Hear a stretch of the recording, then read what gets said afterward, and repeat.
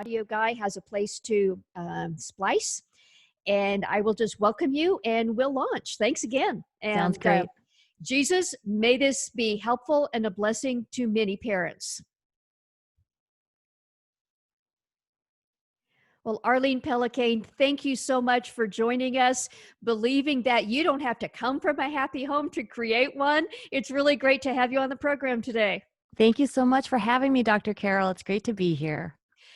Well, in this season, one factor about a happy home is just this pandemic that we've all been living in for the last, 4, 5, 6 months. Yeah. And it certainly has added a lot of stress. And I thought maybe we just start there because it is such a current thing.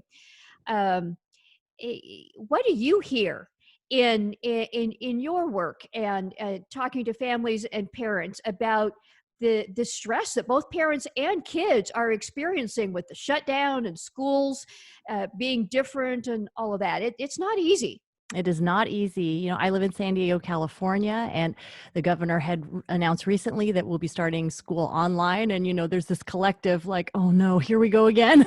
We think we did this in the spring and we're hoping to go back in the fall. And then this realization of, okay, this is going to be a longer term thing than originally thought.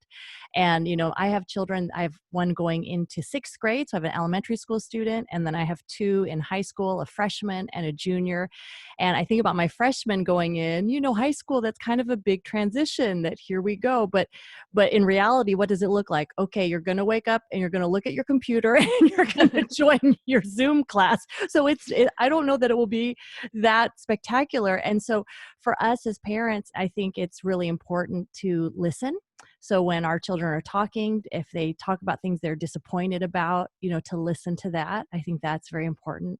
I think it's also important to stay positive and optimistic, to look for that silver lining. I know for many families, the silver lining has been, wow, we do not have to drive to 50 different places during the week. Like, wow, we don't have to be at volleyball at 3 and then get to judo at 7 and then run to get dinner. And I know for a lot of people, that's kind of been enjoyable, that, wow, we could slow down, we could have more family time. And I think that's a positive thing that's come. But, hey, that was March and this is July or August. So some of that, rose colored has fallen away.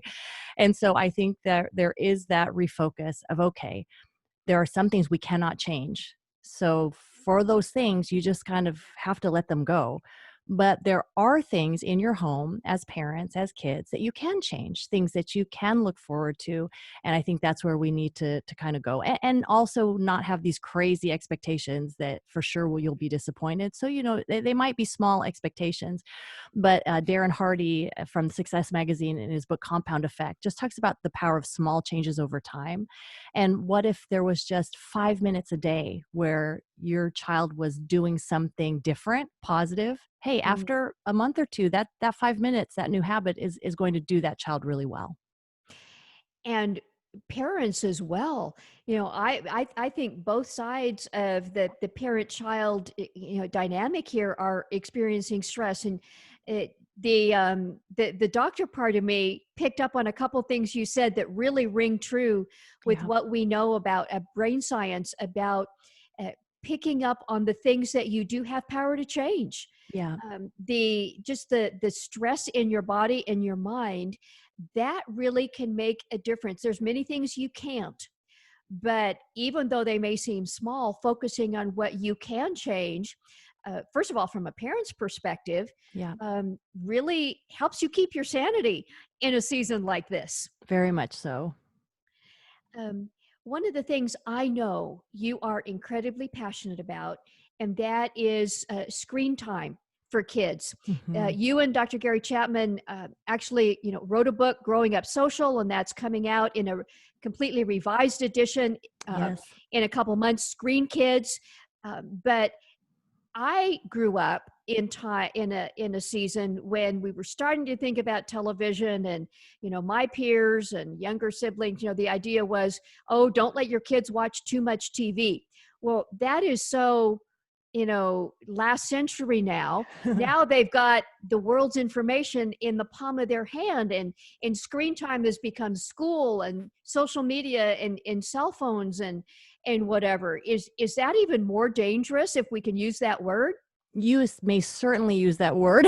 And I do think that for parents, for us to have that differentiation, that yes, technology, of course, there are so many amazing things that can be done on technology. So this is not an anti-tech approach. But think of the television of yesteryear. It was a big object that you would have to gather around as a family. Usually, you have to decide what to watch together. If you wanted to watch something inappropriate, you had to sneak around in the house, and most likely mom or dad would find you. And when it was dinner time, you couldn't just pick that thing up and put it in your pocket. You kind of left it. And so the portability of devices, I think, is what is so dangerous, because now instead of waiting for a certain time to watch something, a child can watch it, an adult also, anytime. So all of a sudden now we have this constant temptation when we're faced with something we don't want to do, whether it's cleaning a toilet or or doing math, hey, why don't I watch this instead? Like, that's a lot more fun, and it's portable. It's 2 inches away from you, and kids do it, and so do adults. So I think the danger is in that the technology is so easy to use, so easy to get that brain gratification of dopamine of, wow, that was fun, let's do it again, so easy. So some advice that I really like to give parents is delay those personal devices as much as possible. If you walk into my house, we have a lot of tech. We've got computers and we've got Chromebooks for school, and my husband and I both have smartphones, but and our children use our devices, but you'll find that our kids, both in high school and in elementary school, do not own their own personal tablet or phone, because of this whole idea of, if this is so close to you, it becomes way too big and important in your life because it's too easy to overuse it. So Mm, during COVID, I wrote a Wall Street Journal op-ed about this. We were kind of given this pass, like, this is life, it's not normal. So if right. you need to slide into your kid watching more so you can get some work done, that's what needs to happen.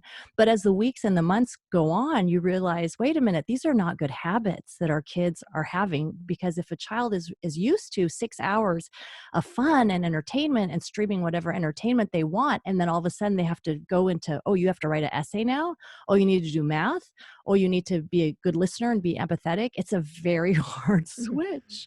So I really encourage, have those times where, okay, reading comes first, or reading is a non-negotiable every day. And if you can just get your child to be reading every day and have that 60 minutes of physical activity every day before they do their recreational screen time, make sure they're getting their 9 to 11 hours of sleep. So kind of look for the markers that need to come in first, before all this screen time entertainment is assessed. And I think that's a good first step. You have mentioned a couple things I was going to ask you about. What can parents find as an alternative? Because it is so easy. My hair, I'm pulling my Yeah, hair out because the kids are home from school and they're bored. right. So sit down in front of your screen.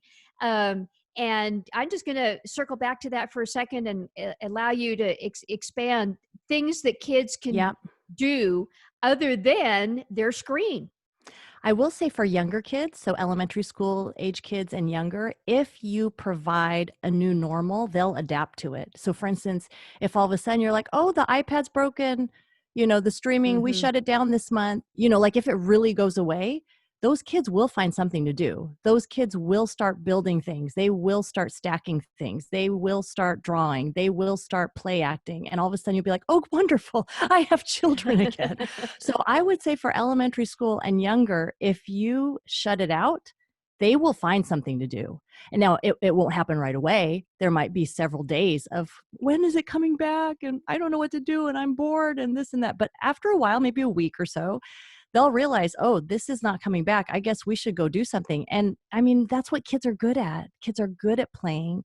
When else in your life are you going to pretend to be an astronaut or be a doctor or open a store, in your backyard? When else can you do that? So a lot of the childhood activities have been robbed because the screen time has replaced them. So I think if you've got young kids, take the opportunity, go cold turkey, be ready for a week of whining and difficulty, but then you're going to get your children back. And I think that could be really beautiful.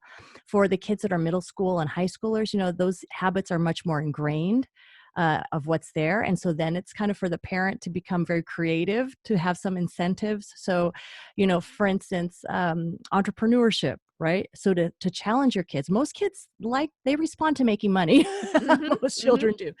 And so thinking through with them, what's a business you could start? What's something in our neighborhood you could do? Maybe a dog walking service, maybe childcare, because a lot of parents don't know what to do with their younger kids. Maybe some kind of cooking lesson that whatever the interest. So I have children that play the piano. And so my oldest, who is going to be a junior, he's been playing for a long time.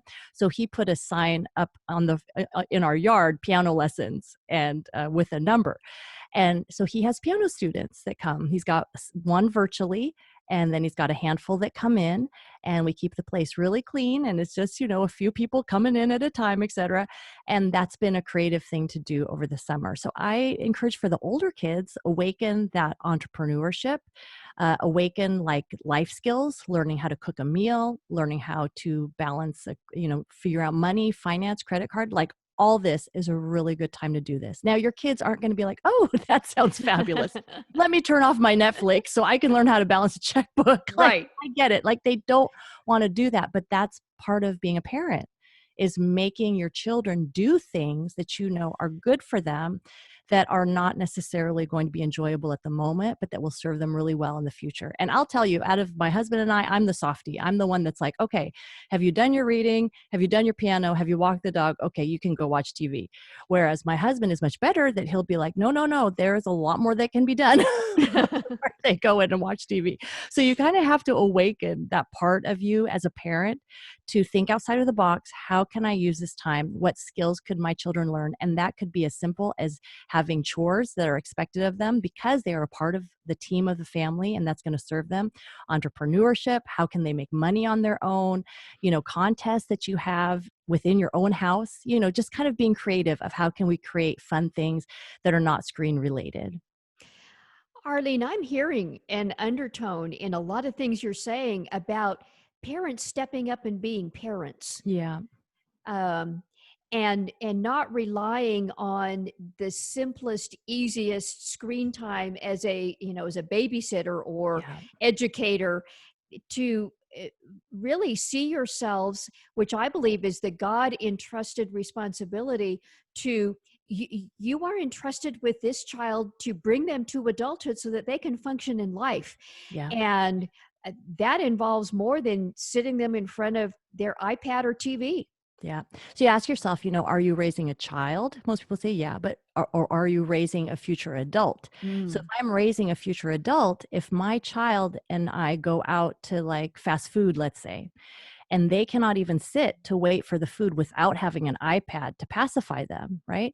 So as a parent, I have to wonder, wait a minute, if you can't even wait for the 8 minutes, that it takes for food to come to the table, and you must have your little electronic device to pacify you, what kind of adult are you going to be that you're going to be in a business meeting and you'd be like, oh, I got to check my this. Oh, I got to check my this, so you're asking yourself, am I raising a child or am I raising an adult? And if I am raising a future adult, then I have to realize you cannot eat Cheetos and soda and, all day long. You're going to be sick. And the same that is true food wise, it's the same way digitally. And Mm. so I love to teach people to ask the question, is this a digital vegetable or is this a digital candy? And you know the difference, because the digital vegetable, those are things that are really powerful and good for your emotional state, spiritual state, physical state. So maybe a digital vegetable would be Skyping grandma and looking at Mhm. her and talking to her. That's good for you. Doing a Bible study, that could be something very good. Even doing something athletically where you're, on a spin bike and you're competing against someone, that could be a digital vegetable. But most of us are getting digital candy, which would be like an endless YouTube video. Now, if you're watching YouTube, your kid's watching YouTube because they want to learn how to do something. Maybe they're learning how to braid hair. They're learning how to do woodworking. They're learning how to change their oil. That's a digital vegetable. Like, that's an actual skill in real life. But most of our kids, if you ask them, hey, what are you watching on YouTube? They're not watching like a sermon to help them with their life. You know what I mean? They're watching something mindless, kind of silly, and many times it runs opposite of the values we're trying to create in our kids. So the question to ask is, and I love saying this to you, Dr. Carol, because you know more than most, the value of it's for your brain. Is Yeah. this a digital candy, which is okay to watch a half an hour show because you need to laugh and be amused? That's fine. But if I'm having digital candy 6 hours a day, every day of coronavirus, I'm going to be a pretty sick kid and adult on the other side of this. And so just ask that question, is this a digital candy or digital vegetable? And just like your kids have to be, most of them don't run to the Brussels sprouts, don't run to the broccoli. The parent has to be the one to serve that. The parent has to be the one to insist that you eat that before you get XYZ. And the same is true with our digital lives. I love that. That is a great analogy and an easy question to remember. You've talked about raising future adults. And in some of the things that you've written, you talk about the 5 A+ relational skills that your children are going to need. But it's not so easy to develop those skills in a screen-driven world. And I know employers are talking about the so-called soft relational skills Yeah. that they are seeing a lack of Yes. when young people are looking for their first jobs, for example. And maybe if you have a moment, Arlene, Yeah. you can explain what those relational skills are and how Yeah. parents can think about that. Yes, and you will see these skills in our book Screen Kids coming out in October. But, we as parents, many times we look at the A's of the school. Like, I want to see an A in history and an A in English, and that's fine. But there's relational skills, emotional skills that may be even more valuable. So the A+ skill, for instance, of affection. Does your child know how to give and receive love? Can your child look you in the eye and say, I love you? Mhm. Can they hug a person? Can they express love, or can they only send an emoji, as they're growing up? Like, you don't want your kids to grow up and be married to someone and propose via emoji. You Right. don't want that. So can they receive love, affection? Are they good at that? The second one is appreciation. Is your child a grateful child? I think many of, whether you're a teacher, an employer, etc., what you see is like what you hear about, these kids are so entitled. They want this and they want this and they want this. And a lot of it is because they're used to getting whatever they want in childhood, because the digital world has taught them you get what you want instantly. And if you don't get what you want instantly, you pay a little bit of money for faster service and then Hmm. you're going to get Hmm. it. And they're not appreciative. And so that skill of appreciation, of being grateful for what you have, a lot of that is cultivated by waiting so that you see the value of something and you're grateful for it. But a lot of our kids today, they are not waiting. They don't have to wait to get their first video game or first tablet or first phone. They just get it when they want it. And that's a disservice, because we want to raise grateful kids. So that's the skill of appreciation. The next one is the skill of anger management. That anger is part of everybody's life, but how is the child going to respond when they're angry? A lot of video games are more violent in nature, and so kids are becoming, more aggressive when they play these games over and over and over again. And then many times, in terms of anger management, I remember a restaurant owner saying, kids have always fought sibling rivalry, and you could almost do it by the clock, that, okay, now brother and sister are going to fight. Now mom and dad have to tell them, stop fighting or else you can't eat your food or whatever. But he said kids don't fight anymore because the parent just whips out the devices at the first sign of conflict, and then they just start playing and it just gets forgotten. And how interesting that many times we don't engage in conflict because we'd rather just, oh, please, just everyone take your device, do what you want, just leave us alone. But it's not really teaching kids, what do you do when you're angry? How do you express that anger in a positive way? So it's really important. Then the last two A's are the A of apology, being able to say you're sorry, admit and take responsibility, instead of just blaming someone else or just, shaming them on social media if you have an argument with them. And then the last one is the A+ skill of attention, which is probably, I think, one of the most important, because to do life well, you have to be able to pay attention to wisdom, read the Bible, to receive instruction. But a lot of kids are growing up and their attention span is very, very small and very, very shallow. And that's going to hurt a lot of kids. Oh, affection, appreciation, anger management, ability to apologize, Yeah. and attention. Arlene, one of the things I do in my world is a certain amount of coaching and counseling for individuals and couples. And these skills I see in the people I work with sadly lacking Yeah. very, very often. Mm. And to highlight for parents that they can make a difference in their children's future life success, not even to speak about work success, but just in life, ability to relate to people, marriage. These are incredibly important skills Yes. for a happy marriage. um, and do you have any thoughts for maybe a parent who realizes, there's some lack that I have in Mhm. these skills? How might you encourage them, both in their own growth and helping their children develop these? It's a beautiful question. And it's so wonderful because none of us are slated to be failures. Like, it's not like, oh, I didn't grow up with those things. I didn't learn those things, so I can't have those things. You can learn new things. And particularly if you seek God and you ask for the help of the Holy Spirit to teach you Mhm. truth and to teach you how can I conform myself more to what God says? How can I be loving? How can I be forgiving? How can I be kind? How can I do these things? If you will set your heart on learning, there is the opportunity will come. So whether that's through reading books, whether that's through seeing a counselor, whether that's through attending church or having a partner, like a coffee date with someone who understands you, who maybe has walked where you've walked but they're a little further along, all those things, I believe the help is there if we seek it. But many times we're waiting for the help to come to us. We're waiting for someone to reach out to us, and it doesn't happen, and then we just kind of stay where we are.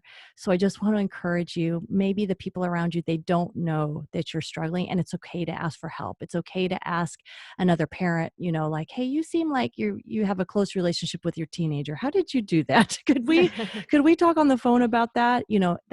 That's a good thing, to seek wisdom, to seek instruction. And I really think something that's been lacking is, we'll post something on social media. We'll say, hey, my kid's doing this. What should I do? And then you end up getting a lot of peers that kind of are in the same predicament as you. Why don't we ask our elders? Why don't we ask our parents and our grandparents, how did you do this? Because they are older and they're wiser. And I think we've really lost that appreciation for asking. We think, oh, they don't know what's going on, so we just write it off. But really, our parents and our grandparents and our aunts and our uncles to seek advice, because they did have that child 20 years ago, and things haven't changed that much in terms of human personality and human need. So really, instead of seeking social media advice, I would really encourage, seek trusted people in your life, and particularly those who are older. And perhaps listening to the Happy Home podcast with And Arlene listening to the Pellicane. Happy Home podcast, because I interview wonderful people like you, Dr. Carol. Oh, um, I love that perspective that you don't have to stay where you are. In fact, that's a tagline that you use that I think speaks so well to this whole idea. You don't have to have come from a happy home to Mhm. create one. Yeah, That there are skills you can learn at whatever stage of your home you are currently experiencing. That that's you can right. do something now. That's exactly true. And that's hopeful. So you're not trapped. There's a lot of hope. Even in COVID-19, you Yes. can find that glimmer of hope. um, One thing, Arlene, I know many parents are wrestling with in this season is, what do I do with my kids this fall? Um, you were mentioning earlier that in your state, in your county, it looks like kids are going to be going to school online. Yeah. And for places where there may be different options, um, this may not be a season. In fact, it doesn't look like it will be a season that's going away real quickly. These are going to have to be some thinking more long term. Yeah. And maybe let's just close with some ideas about helping parents think about some strategies for decision making in that light. Some things maybe to start putting in place now to help make this fall more successful than maybe the last 2 or 3 months of last school year were, as far as if they are going to do school at home, just thinking about all of that. Yeah. And I think that is a wise thing to think, okay, in the spring when we did this online, what was working and what wasn't working, and how can we avoid making those same mistakes? I think kids thrive on structure as we do as adults. Uh-huh. That's why it's so disturbing, this whole fall thing, because it's this nebulous cloud, and parents are just freaking out because it's like you don't know how to plan because you don't know. And it's like your school will kind of push you back because they don't know either. So they'll say basically a week before school opens, hey, we'll let you know what's happening. And you're thinking, how am I supposed to plan for that? So I would kind of run through best case scenarios and worst case scenarios in your mind. So what would a best case scenario look like for you? What kind of childcare do you need? Are there older kids that can be watching your younger kids? Do you need to step away from work for a little bit? And then how are you going to save that extra money? Like there are a lot of questions, a lot of things to consider. Are there extended relatives that could be called upon to help? Is there maybe another family that you could team up with, that you take their kids for a certain amount of time and then they take your kids for a certain amount of time, so you can, kind of alternate your work schedule? There's a lot of things, but I think it'd be that idea of kind of awakening your creative genius to say, okay, Mm-hmm. let's forget the box. Let's forget how things are done. Okay, these are our priorities. I need to make money so that I can provide for my family. So how is that going to happen?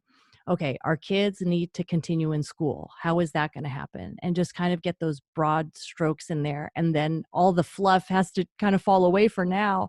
And then with your kids, I think it is important to start reading now, to start getting them even to sleep now, because I know a lot of kids have been staying awake on the zombie, shift, staying awake till 2, 3, 4 o'clock in the morning and then sleeping until noon. And when school starts, that's going to be a bitter blow. So even getting, your kids, but it's summer, but you know what? It's going to be a lot easier if you just start shifting back, like, okay, you can go to bed at midnight, but that's it. And that involves parental involvement. Like, it's not just going to magically happen.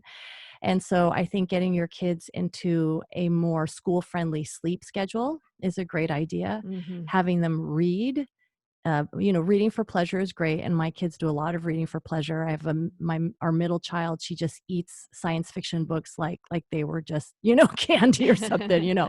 But we also have them read things that are nonfiction that aren't necessarily interesting to them, but we have them read them because we know it's good for them.